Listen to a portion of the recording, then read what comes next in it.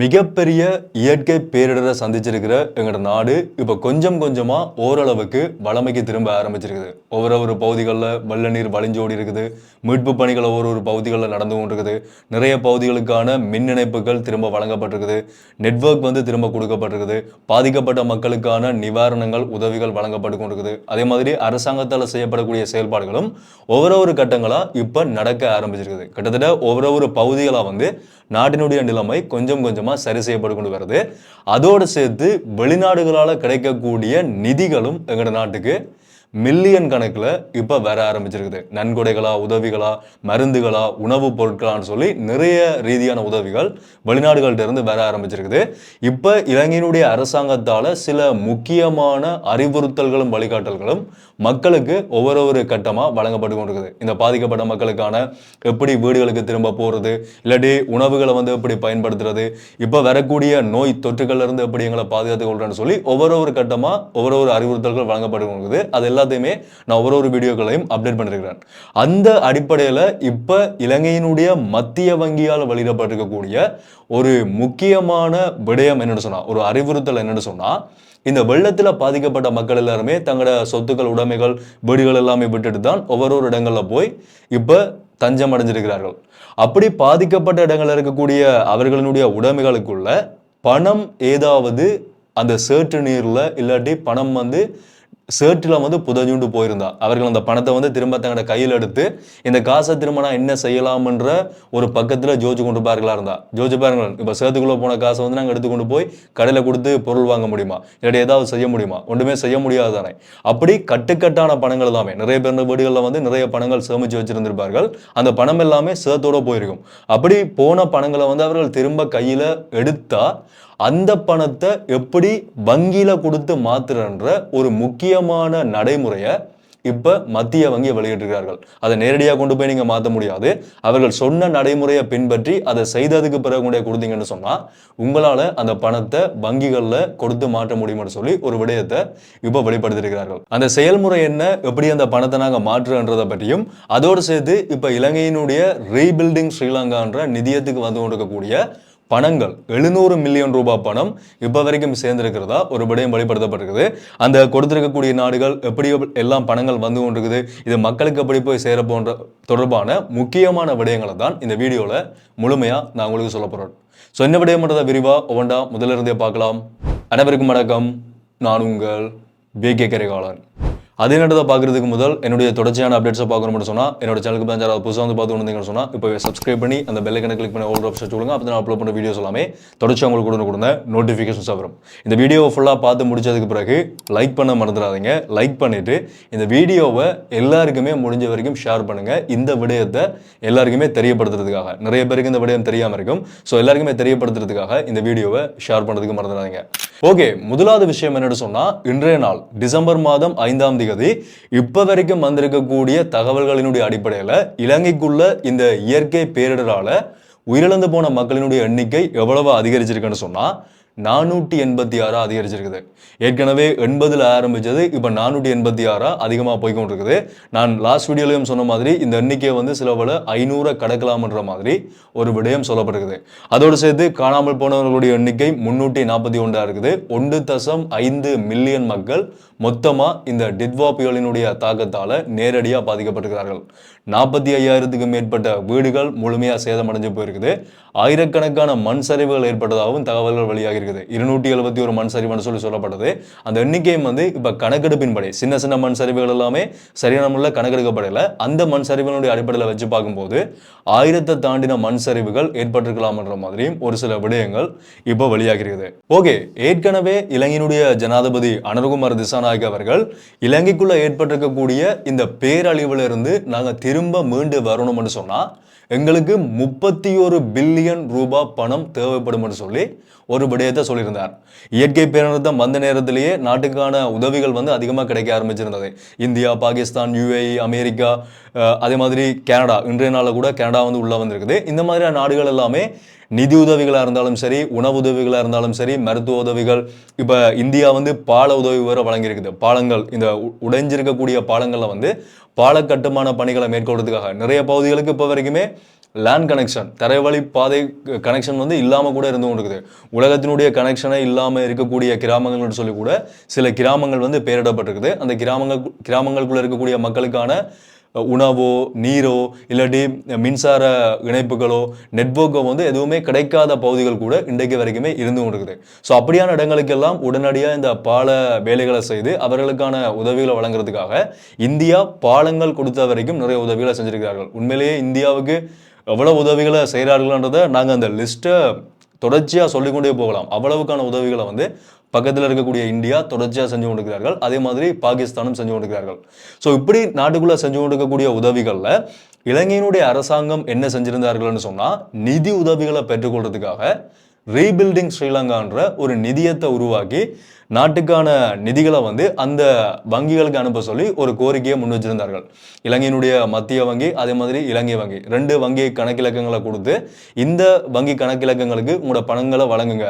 எங்களோட புலம்பெயர் தமிழ் மக்கள் அதே மாதிரி சிங்கள மக்களும் வந்து வெளிநாடுகள் இருந்து கொண்டிருக்கிறார்கள். அவர்கள் எல்லாருமே சேர்ந்து பணங்களை முடிஞ்ச வரைக்கும் எங்களுக்கு கொடுங்கன்னு சொல்லி அவர்கள்ட்ட பணம் கேட்டிருந்தார்கள். அந்த பணத்தினுடைய சேகரிப்புல இப்ப வெளியாக இருக்கக்கூடிய தகவல் என்னன்னு சொன்னா, எவ்வளவு பணம் சேர்ந்திருக்குன்னு சொல்லி அரசாங்கத்தில் வெளியிடப்படக்கூடிய தகவல் என்னன்னு சொன்னா, 697 மில்லியன் ரூபாய், அதாவது 700 மில்லியன் ரூபாய் பணம் வந்து இப்போ அந்த ரீபில்டிங் ஸ்ரீலங்கா நிதியத்துக்கு சேர்ந்திருக்கிறதா ஒரு விடயம் வெளிப்படுத்தப்பட்டிருக்குது. அது அதிகமாக எந்தெந்த நாடுகள்ல இருந்து சேர்ந்திருக்குன்னு சொன்னால், பிரதானமாக பிரான்ஸ்ல இருந்து அதிகமான பணம் வந்திருக்குது. அடுத்தது USA, அடுத்தது கனடா, அடுத்தது சவுத் கொரியா. இந்த நாடுகள்ல இருந்து அதிகமான பணம் கிடைச்சிருக்கிறதா இப்போ அரசாங்கத்தால் ஒரு தகவல் வெளியிடப்பட்டிருக்குது.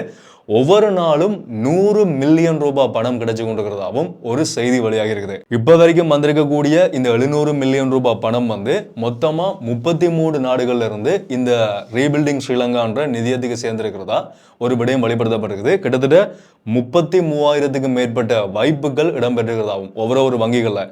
இலங்கை மத்திய வங்கிக்கும் சரி, இலங்கை வங்கிக்கான நேரடி பண அனுப்பல்களையும் சரி, ஒவ்வொரு 1000 கடந்த பண வாய்ப்புகள் வந்து நடந்திருக்கிறதா ஒரு செய்தி வெளியாகி இருக்குது. நீங்க யாராவது வீடியோ பார்த்து கொண்டிருக்கிற மக்கள் வந்து இதெல்லாமே ஒரு அமைப்புகளோ அப்படி வந்த பணங்கள் கிடையாது. ஒவ்வொரு அமைப்புகளும் கொடுத்திருக்கிறார்கள். ஆனா பெரும்பாலும் வெளிநாடுகளில் இருக்கக்கூடிய இலங்கையை சேர்ந்த மக்கள் தான் தனித்தனியா பணங்களை கொடுத்திருக்கிறார்கள். அப்படி யாராவது நீங்க கொடுக்க போறீங்கன்னு சொன்னா, ஒன்று வங்கிகளுக்கு நேரடியா உங்களோட பணங்களை அனுப்பலாம். அப்படி இல்லைன்னு சொன்னா அரசாங்கம் என்ன சொல்லியிருக்கிறார்கள்னு சொன்னா, அந்த நாடுகளில் இருக்கக்கூடிய இலங்கைக்கான தூதரகங்கள் இருக்குதானே, இலங்கையினுடைய தூதரகங்கள். இப்போ லண்டன் சொன்னால் யூகேன்னு சொன்னால் யூகேல வந்து இலங்கையினுடைய தூதரகம் இருக்கும். அதே மாதிரி USA சொன்னால் அங்கேயும் வந்து தூதரகம் இருக்கும். அந்த தூதரகங்களில் கொண்டு போய் நீங்கள் நேரடியாக இலங்கைக்கான இந்த ரீபில்டிங் ஸ்ரீலங்கா நிதியத்துக்கான பணம்னு சொல்லி கொண்டு கொடுத்தீங்கன்னு சொன்னால் அவர்கள் உங்களுக்கான ரிசீட் கொடுப்பார்கள்னு சொல்லி ஒரு விடயத்தை இலங்கையினுடைய அரசாங்கம் வெளிப்படுத்தியிருக்கிறார்கள். நீங்கள் சரியான முறையில் நீங்கள் அந்த பணம் வந்து செலவில் ஏன்டா நிறைய பேர் இந்த காலகட்டங்களில் மோசடி செய்யக்கூடியவர்களும் அதிகமாக இருக்கிறார்கள். அதை நான் அடுத்ததாக சொல்ல போகிறேன். ஸோ அப்படி நீங்கள் நம்பி கொடுக்கணும்னு சொன்னால் அந்த தூதரகங்களில் கொண்டு கொடுத்தீங்கன்னு சொன்னால் உங்களுக்கான ரிசீட் கிடைக்கும். அதே மாதிரி நீங்கள் ஆன்லைனில் ட்ரான்ஸ்ஃபர் பண்ணுறேன்னு சொன்னாலும் இந்த வங்கி கணக்கிலக்கங்களுக்கு உங்களால் ட்ரான்ஸ்ஃபர் பண்ணிக்கொள்ள முடியும். நாட்டுக்குள்ளே ஏற்பட்டிருக்கிற இந்த அசாதாரணமான சூழ்நிலையில் பாதிக்கப்பட்டிருக்கக்கூடிய மக்களுக்கான உணவு மற்றும் மருத்துவ உதவிகளை தான் நாட்டுக்குள்ள இருக்கக்கூடிய மக்கள் வந்து செய்ய முடியும். அதே மாதிரி ஏனைய நாடுகளினுடைய அரசாங்கமும் வந்து ஓரளவுக்கு செய்ய முடியும். அதை தாண்டி நாட்டில் ஏற்பட்டிருக்கக்கூடிய சொத்து சேதங்களுக்கான வீதி கட்டமைப்புகள் அதே மாதிரி ஏனைய கட்டமைப்புகளை செய்யணும்னு சொன்னால் வெளிநாடுகளில் இருக்கக்கூடிய மக்களினுடைய உதவியும் வெளிநாட்டு நாடுகளினுடைய உதவியும் கிடைச்சாதான் நாட்டை வந்து திரும்ப கட்டியெழுப்ப முடியும். ஸோ யாராவது செய்கிறேன்னு சொன்னால் தாராளமாக இந்த கணக்கிலக்கங்களுக்கு மோசடி இல்லாமல் நம்பி உங்களோட பணத்தை அனுப்பலாம். ஓகே, இதில் வந்து மோசடி நடக்கக்கூடிய வழிகள் நாங்கள் இப்போ சொல்லிக் கொண்டிருக்கிறோம். எவ்வளோ பணம் கிடைக்குது, எவ்வளோ மக்கள் அனுப்பி கொண்டிருக்கிறார்கள். பாடசாலை மாணவர்களுக்கான அடுத்த கட்டம் கல்வியில் வந்து பெரிய ஒரு பாதிப்பு ஏற்பட்டிருக்குது. மாணவர்களுடைய புத்தகங்கள் அவர்களுடைய எல்லாம் படிப்பு சம்மந்தப்பட்ட நிறைய விடயங்கள் வந்து அழிஞ்சு போயிருக்கு தானே. அந்த அழிஞ்சு போயிருக்கக்கூடிய அந்த மாணவர்களுக்கான பாடத்திட்ட உதவியும் வந்து கல்விசார் உதவிகளும் வந்து வெளிநாடுகளால் வழங்கப்பட்டு கொண்டிருக்குது. அப்படி வரக்கூடிய உதவிகளுக்கும் அரசாங்கம் என்ன திரும்ப திரும்ப சொல்கிறார்கள்னு சொன்னால், அரசாங்கத்தினுடைய உத்தியோகபூர்வமான வங்கி கணக்கிலக்கங்களுக்கு வரக்கூடிய பணங்களுக்கு மட்டும்தான் நாங்கள் பொறுப்பேற்போம். ஏனைய சங்கங்களுக்கோ இப்போ நிறைய அமைப்புகள் எல்லாமே பணம் சேர்க்க ஆரம்பிச்சிருக்கிறார்கள்.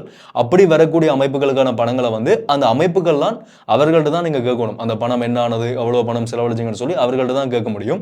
மற்றபடி அரசாங்கத்தினுடைய கணக்குக்கு வரக்கூடிய பணத்துக்கு மட்டும் தான் நாங்கள் பொறுப்பேற்போம்னு சொல்லி ஒரு விடத்தை சொல்லியிருக்கிறார். அதுக்காக சேர்க்கக்கூடிய எல்லா அமைப்புகளோ தனிநபர்களோ எல்லாருமே மோசடி செய்கிறவர்கள் கிடையாது. நிறைய பேருக்கு நிறைய தனிப்பட்ட நபர்கள்லாம் உதவி செய்து கொண்டும் இருக்கிறார்கள். ஆனால் நீங்கள் கொடுக்கக்கூடிய பணத்தை வந்து யார் உண்மையாக உதவியை கொண்டு போய் சேர்ப்பார்கள்ன்றதை பார்த்து கொடுங்க. உங்களோட பணத்தை வந்து மோசடிக்காரர்கள கையில் தயவு செய்து கொடுத்துறாதீங்க. ஓகே, இது வந்து முதலாவது அரசாங்கத்தில் வெளியிடப்பட்டிருக்கக்கூடிய ஒரு உத்தியோகபூர்வமான தகவல். ரெண்டாவது, இலங்கையினுடைய மத்திய வங்கியால் வெளியிடப்பட்டிருக்கக்கூடிய அந்த பணம் சார் விடயம் என்னன்னு சொன்னா, நான் ஆரம்பத்திலே சொன்ன மாதிரி அதிகளவான மக்களினுடைய பணம் வந்து இந்த சேற்று நீரினால பாதிக்கப்பட்டு பெரும்பகுதியான பணம் திரும்ப பயன்படுத்த முடியுமான்ற ஒரு கேள்விக்குள்ளான நிலைமையில தான் இப்ப பெரும்பாலான மக்களினுடைய கைகளில், பாதிக்கப்பட்ட மக்களினுடைய கைகளில் இப்போ இருந்து கொண்டிருக்கும். அப்படிப்பட்ட பணத்தை எப்படி பயன்படுத்தலாம்னு சொல்லி இலங்கையினுடைய மத்திய வங்கியால் தகவல் வெளியிடப்பட்டிருக்குன்னு சொன்னால், ஊரிய அல்லது வெள்ளத்தால் பாதிக்கப்பட்ட பணத்தாள்களை நீங்கள் உங்களோட கையில் வச்சுருந்தீங்கன்னு சொன்னால், முதலாவது அந்த பணத்தாள் வந்து உங்களோட கையில் எப்படி இருக்குன்றதை பாருங்கள். தனித்தனி பணத்தாளாக இருக்குதா, இல்லாட்டி ஒரு பணக்கட்டுகளாக இருக்கான்றதை வந்து முதலாவது பாருங்கள். அப்படி பணக்கட்டுகளாக ஊறின பணம் இருந்தால் தயவு செய்து அந்த பணத்தை வந்து இழுத்து வழியில் எடுக்காதீங்க.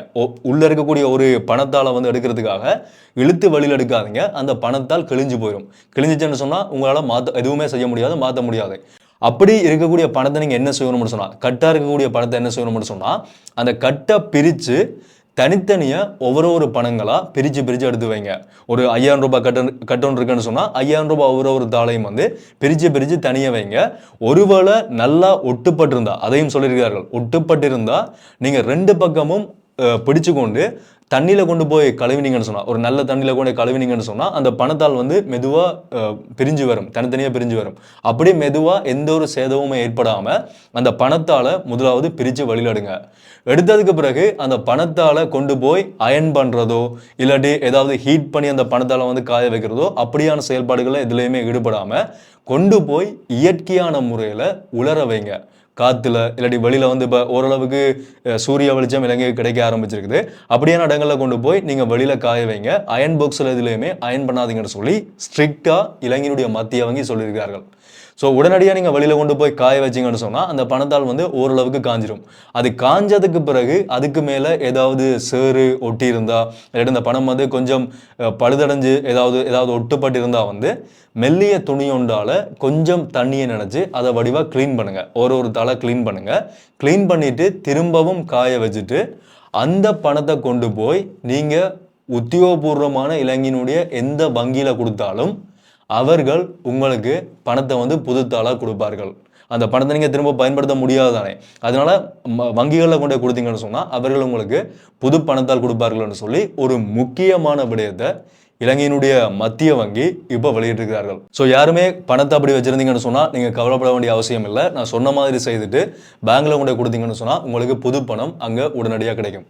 ஸோ இந்த விடயங்களை தான் இந்த வீடியோவில் நான் உங்களோட பகிர்ந்து கொள்ளணும்னு வச்சிருந்தேன். ஒரு முக்கியமான விடயமாக இந்த விடயம் இப்போ வெளிப்படுத்தப்பட்டிருக்குது.